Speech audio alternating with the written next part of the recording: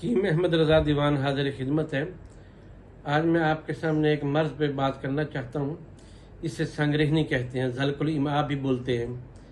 ये ज़रा मुश्किल से इलाज इसका होता है और जिन लोगों को इसकी आखिरी स्टेज होती है वो ये कैफियत होती है कि जो कुछ खाया पिया वो प्रोसेस ही नहीं होता मैदे और अंदरूनी के अंदर, ऐसे ही जो है वो पखाने के रास्ते खारिज हो जाता है, जिसे IBS भी बोलते हैं, संग्रहनी भी कहते हैं, ज़ल्कुल इमा भी कहते हैं।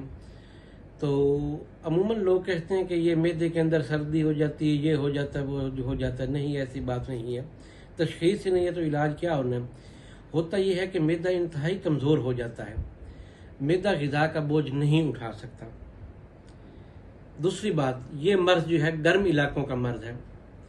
सुफरावी मिजाज लोगों को ये मर्ज़ होता है। मैदे के अंदर गर्मी जो है वो ज़्यादा हो जाती है, मैदा कमज़ोर हो जाता है, जिसकी वजह से संग्रहनी का मर्ज़ लाहक होता है। तो इसके लिए बेशुमार नुस्खा जात जो हैं वो मौजूद हैं।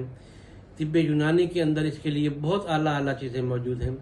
भर कैफ़े एक मुख्तसर से नुस्खा आपके सामने पेश करता हूँ कि आपने गुलधावा लेना है, तुखम भंग लेना है, आंवला लेना है और हड़ लेनी है।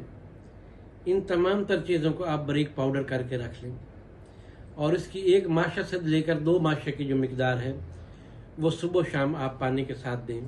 इंशाअल्लाह ताला ठीक हो जाएगा। बाहर के इस मर्ज़ पे मैं और भी बात करूंगा आपके सामने इंशाअल्लाह ताला, और भी मेरी वीडियो इस हवाले से आएंगी। इजाज़त दें, अल्लाह हाफ़िज़।